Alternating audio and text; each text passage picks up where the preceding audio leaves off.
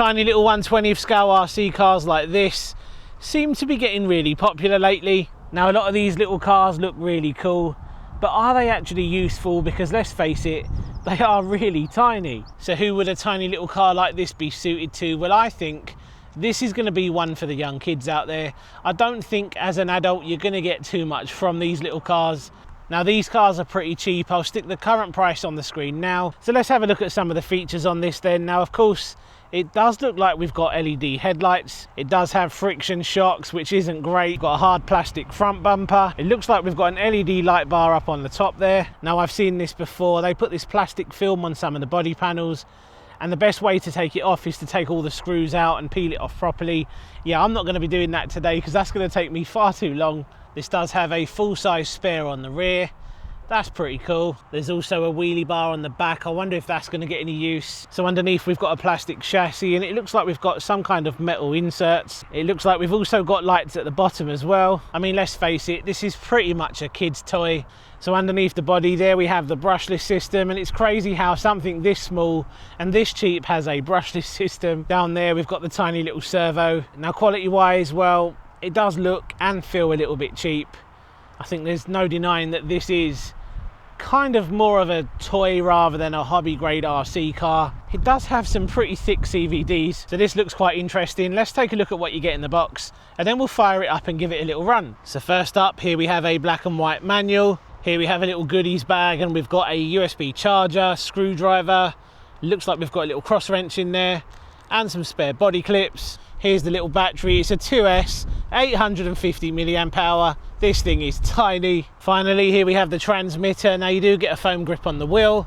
Now we've got the usual trim adjustments and dual rate adjustments. There's also some light bulbs on the top there, so I'm guessing that is to turn on and off the LEDs. Well, of course, because it's got the friction shocks, it is incredibly bouncy. You can see how much it bounces around. And I have been thinking lately, you know, how useful are these 1/20th scale RC cars? Because really, there's going to be very few places you can run them, maybe on flat surfaces, but something like this is even going to be a challenge for this little car. That's full throttle. Maybe if it did have oil-filled shocks, it wouldn't be as bouncy and it may be a little bit more enjoyable. Oh yeah, I can see the lights on the chassis underneath.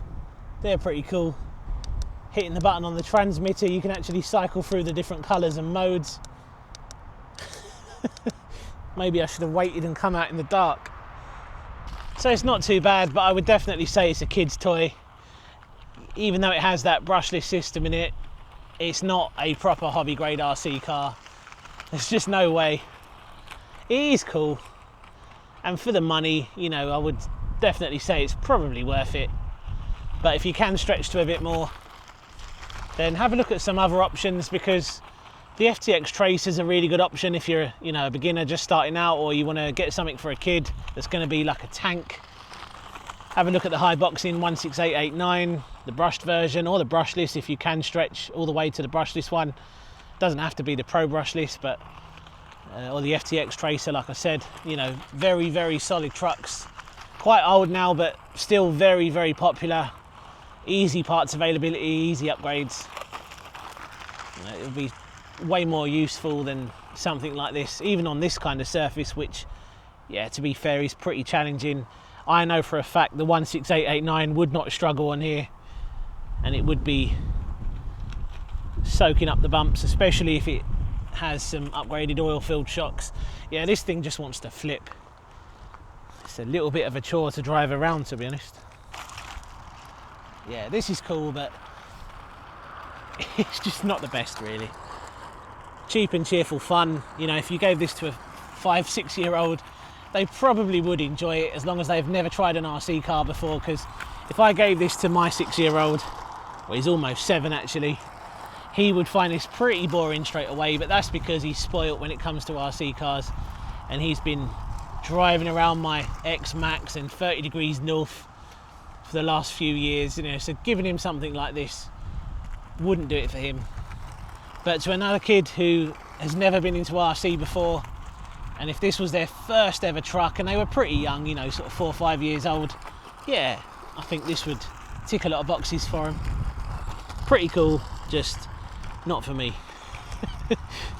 So there we go then, just a very quick look and test of this little 120th scale RC car. It's not great, it's not the best, but it is quite fun.